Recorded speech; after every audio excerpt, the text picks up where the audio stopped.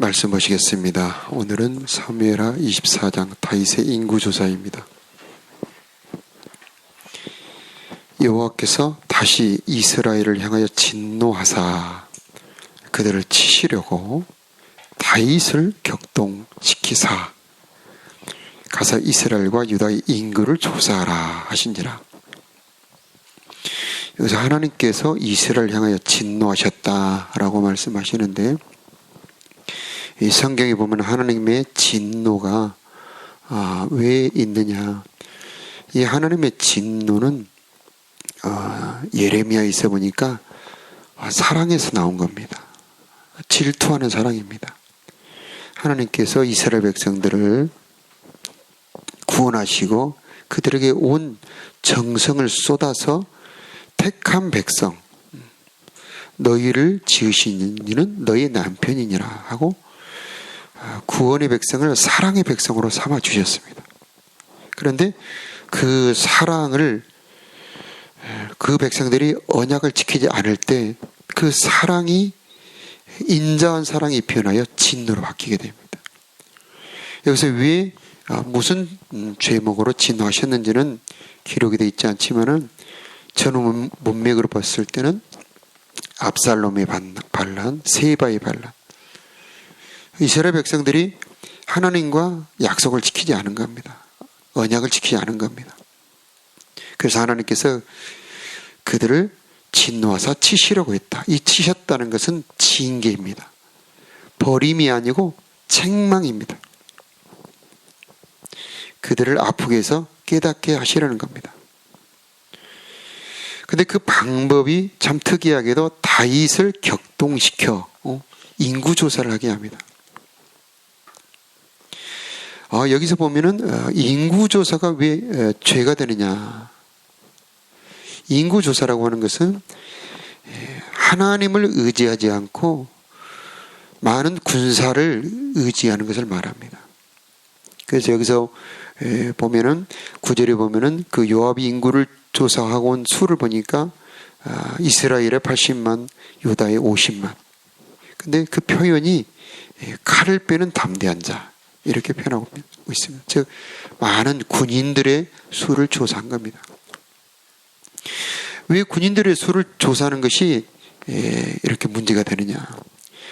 이 똑같은 내용을 역대하 3장에 보면은 하나님께서 괘씸하게 여기셨더라, 그렇게 표현을 하고 있습니다.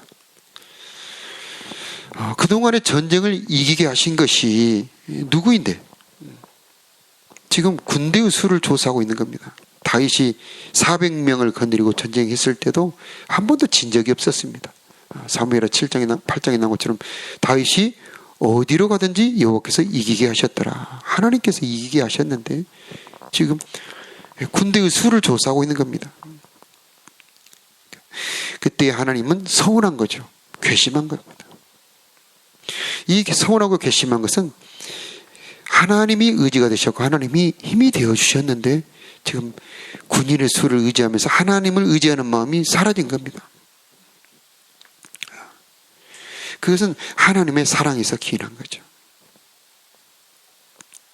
자, 그런데 10절에 보니까 다윗이 참 백성을 조사한 후에 그의 마음에 자책하고 다윗이 여호와께 아뢰되 내가 이 일을 행함으로 큰 죄를 범하였나이다. 다윗이 그걸 느끼고 있는 겁니다. 우리 인간적으로 생각할 때에 왕이 인구조사에서 군인수를 세는 것이 그 무슨 죄입니까? 라고 생각할 수 있는데 다윗은 이때 느끼고 있는 겁니다. 보이지 않는 하나님의 그 자기를 향한, 또 백성을 향한 마음을 느끼고 있는 겁니다. 그 전에 적은 수로 400명으로 전쟁을 할 때는 항상 이기게 하셨고 자기가 기도할 때 여호와여, 나의 힘이 되신 여호와여 하고 기도할 때 항상 은혜를 주시고 감동을 주셨던 하나님이 설렁한 겁니다. 우리가 그럴 때가 있죠. 예배할 때 그 전에 막 울컥 은혜가 되고 감동이 되고 찬송할 때 감동이 됐던 그 감동이 사라지고 예배를 하고 찬송을 불러도 설렁할 때 하나님의, 보이지 않는 하나님의 자기를 향한 마음이 느껴진 겁니다. 그래서 하나님 잘못했습니다 하고 돌이킨 거죠. 여기서 보면은 우리는 다윗의 영적인 민감함입니다. 죄에 대한 민감하게 깨닫는 이 민감함, 그리고 잘못했다고 하나님 앞에 나오고 있습니다. 사울은 그렇지 않죠. 사울은 와서 책망을 해도 무덤덤합니다. 사무엘이 와서 왕이 말씀을 버렸으므로 여호와께서도 말씀을 버려 왕이 되지 못하게 하셨습니다 하고 참으로 무서운 경고를 듣고도 여전히 백성 앞에서 나를 높여주세요 하고 자기 갈 길을 갑니다. 그런데 다윗은 여기에서 하나님 앞에 자기가 범죄했음을 깨닫고 회개합니다. 그래서 오늘 24장은 우리가 사무엘하의 마지막이죠. 사무엘하의 마지막이면서 재앙으로 시작해서 기도응답으로 끝나는 마지막 장입니다. 그 결정적인 역할을 하는 것은 죄를 깨닫고 돌이켜 회개하는 겁니다. 그런데 특이한 것은 심히 미련하게 행하였나이다 하고 자백하고 난 다음에 매를 들고 옵니다. 매를 때리고 깨닫는 게 아니에요. 잘못했습니다 하고 오니까 하나님 매의 세계를 보여줍니다. 그래서 7년 기근, 석 달 대적한테 쫓기는 칼, 그 다음에 3일 온역. 자, 이 셋 중에 하나 선택하라 하니 다윗은 내가 사람의 손에 빠지지 않고 하나님의 손에 빠지겠다 하면서 여호와는 긍휼이 많으신 분이시기 때문이다 하면서 세 번째 전염병을 선택을 합니다.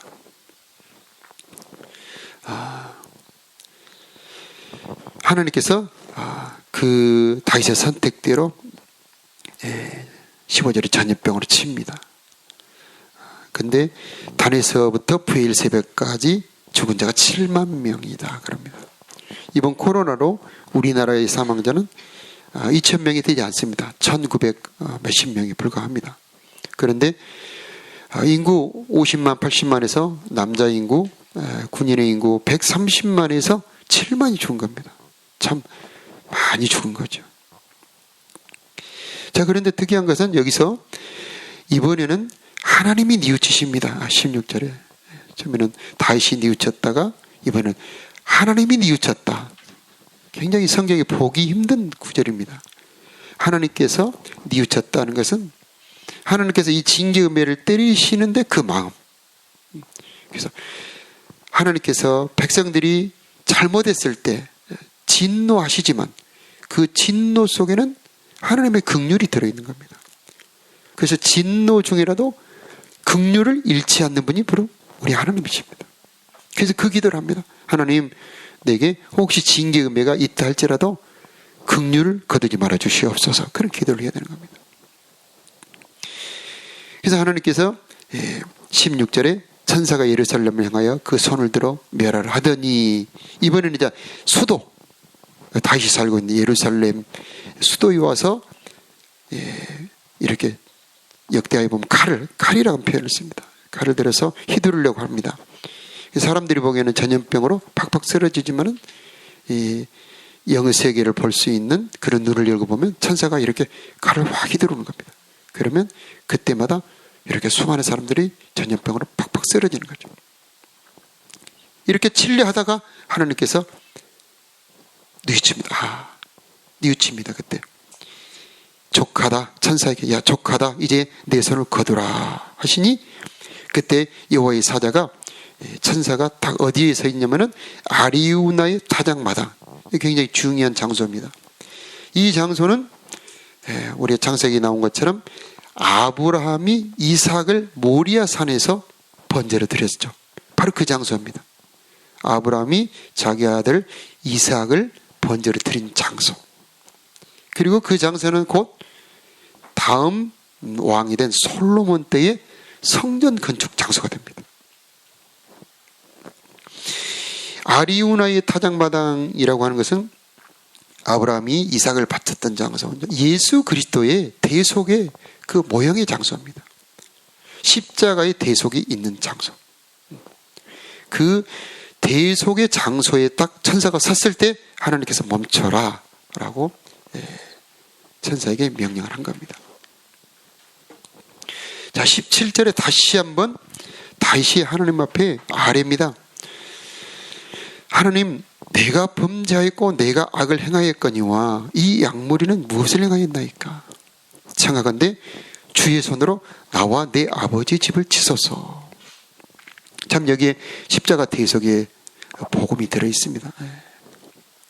내가 범죄하였고, 자, 백성들을 치는 그 모든 그 아픔을 이제는 자기에게 치라, 그렇게 하나님 앞에 간구합니다.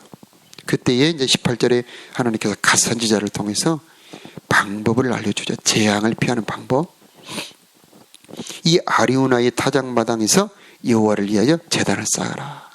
그래서 다윗이 이 아리우나에게 가서 그 땅을 달라고 하니까 아리우나가 거저 받으십시오 할 때에 다윗은 아니다, 내가 이 땅을 다 사서 하나님 앞에 제사를 드리겠다. 그래서 아리우나에게 그 땅을 삽니다. 그래서 은 50세겔로 사서 번제와 화목제를 드렸더니, 자, 25절 우리가 다 같이 한번 읽겠습니다. 그곳에서 시작. 그곳에서 여호와를 위하여 제단을 쌓고 번제와 화목제를 드렸더니 이에 여호와께서 그 땅을 위한 기도를 들으시며 이스라엘에게 내리는 재앙이 그쳤더라. 재앙을 그치게 하는 것은 바로 속죄의 제사입니다. 이 속죄의 영원한 제사가 예수 그리스도의 십자가입니다. 그래서 예수 그리스도의 십자가에서 우리 인간을 향한 모든 종류의 재앙과 저주가 끊어집니다. 그래서 예수님께서 이제 내 이름으로 기도해라, 그렇게 말합니다. 그래서 너희가 이제는 구하지 아니하였으나 이제는 내 이름으로 구하라. 그리하면 여호와 아버지께서 들으시리라 말씀하십니다. 그래서 속죄의 장소가 이제는 성전이 됩니다. 그래서 속죄하는 곳에 하나님께서 이제는 만나주시는 은혜의 장소로 바뀌게 되는 겁니다. 그래서 우리는 이 다윗을 보면서 속죄하는 자세, 회개하는 마음 얼마나 중요한가 알 수가 있습니다. 하나님께서는 백성들이 잘못했을 때 거저 버려두시는 분이 아닙니다. 잘못 나갔을 때에 징계가 없으면 사생자라. 하나님께서는 받으시는 자식들마다 성실히 근실히 징계하시느니라. 그 때리는 매를 통해서 적당하게 매를 때리심으로 그 속에 있는 죄를 벗겨내기를 원하시는 겁니다. 그래서 이 매를 맞는 자세도 중요합니다. 우리 신앙생활에서 믿음의 자세가 여러 가지가 있는데 그 중에 한 가지가 뭐냐면 바로 징계를 받을 때 자세입니다. 하나님께서 책망하실 때 어떻게 그 책망을 받느냐. 그 책망을 받는 자세는 그 매를 달게 받는 겁니다. 그 매에 반응하지 않는 겁니다. 그래서 레위기 16장에 보면은 너희가 돌이키지 않고 내게 대항할지니, 대항이라는 단어를 씁니다. 우리 자식들 키우다 보면 자식들이 잘못할 때 매를 때리잖아요. 근데 왜 때리냐고, 나를 그냥 내버려 두라고 반항하면 여러분 얼마나 화납니까? 근데 그 자식이 다 매를 많이 잘못했습니다, 엄마 잘못했어요 하면서 매를 다 맞고 있을 때 여러분 얼마나 그때 마음에 긍휼이 막 솟아오릅니까? 그래, 네가 잘못만 돌이킨다면 내가 나를 다시 사랑하겠다.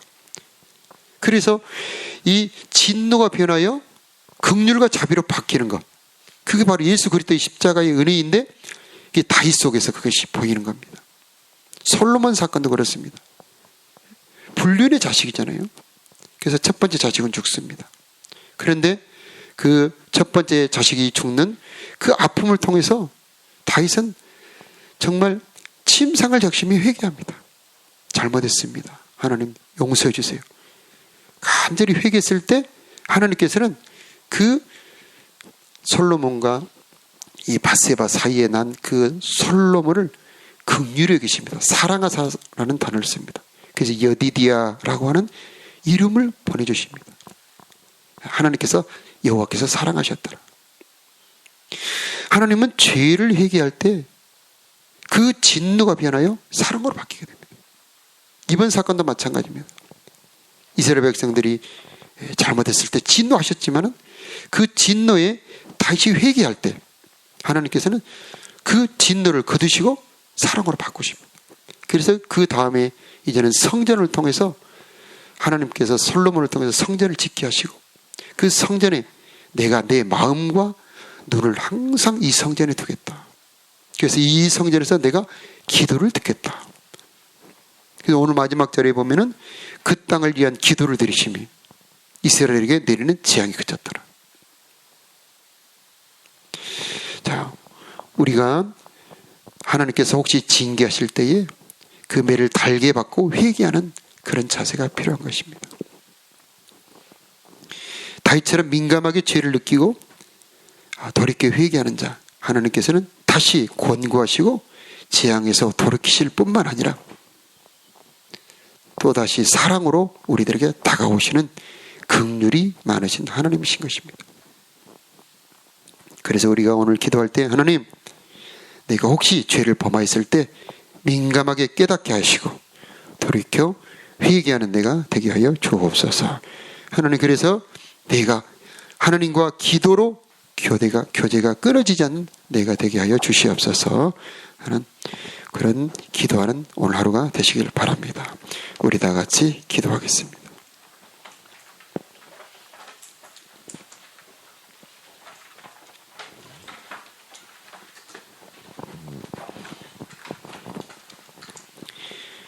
긍휼이 많으신 우리 아버지 하나님, 은혜와 사랑을 감사합니다. 이 새벽에도 거룩한 성전에 불러 기도하게 하시니 감사합니다. 주의 긍휼과 자비가 우리 가운데 가득 내려 주시옵시고 주의 인자하심과 선하심으로 우리를 덮어 주시옵소서.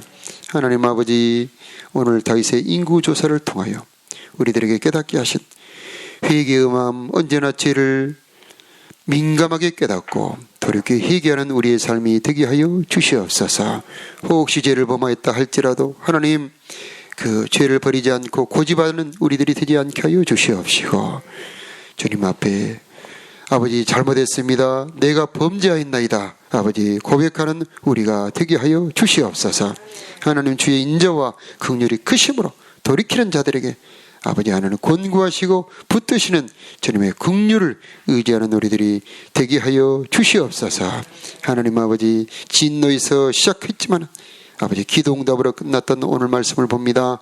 주여, 우리의 삶도 혹시 징계가 있고 진노가 있다 할지라도 기도응답과 긍휼로 끝나는 우리의 삶이 되게 하여 주시옵소서.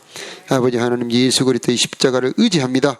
우리를 위하여 대속에 희생하신 우리 주 예수 그리스도의 십자가를 의지하며 오늘 또 은혜의 보좌 앞으로 나아갑니다. 주여, 우리를 받아 주시옵시고 우리의 기도가 응답되게 하여 주시옵소서. 주님의 보혈로 우리들의 심령을 덮어 주시옵소서. 주의 피를 의지하고 담대히 은혜의 보좌 앞에 나가는 이 시간이 되게 하여 주시옵소서. 하나님, 나오는 자들마다 때를 따라도 없는 은혜로 내려 주시옵소서. 하나님 아버지, 우리가 칼을 의지하지 아니하고 병사를 의지하지 아니하게 하여 주시옵시고 내 힘을 의지하지 않는 우리가 되게 하여 주시옵소서. 인구조사했던 다윗의 어리석은 죄를 우리도 범치 말게 하여 주시옵시고 하나님 아버지, 내 힘을 의지하지 않고 내 지혜를 의지하지 않고 내 재물을 의지하지 않고 하나님을 의지하는 우리가 되게 하여 주시옵소서. 여호와가 나의 힘이 되게 하여 주시옵소서. 그분을 사랑하는 우리들이 되게 하여 주시옵소서. 하나님, 이 시간도 기도로 주님 앞에 나갈 때 성령으로 우리의 기도를 도와주시옵소서. 마땅히 빌바를 알게 하여 주시옵소서. 기도하는 성령을 보내주시어서 우리가 기도할 때 성령의 인도로 받아 기도하는 이 시간이 되게 하여 주시옵소서. 정성과 소원을 가지고 드리는 예물을 기뻐 받아 주시옵시고 하나님, 저들의 기도가 하늘에 상달되게 하여 주시옵시고 주의 응답이 있기를 기도합니다. 주여 도와주옵소서. 우리 주 예수 그리스도 이름으로 기도하옵나이다. 아멘.